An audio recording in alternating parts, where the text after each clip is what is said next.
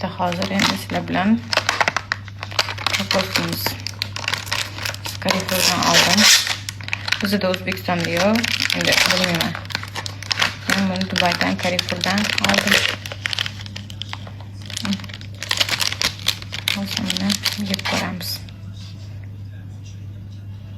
Bismillah. Ancha qattiq.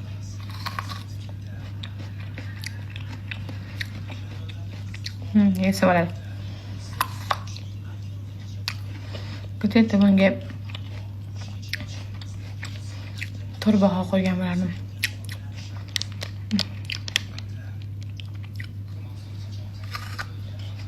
Kokos yaxshi ko'radiganlar uchun. Men bunaqa kokos любитель emasman, но yegim keldi ko'rib.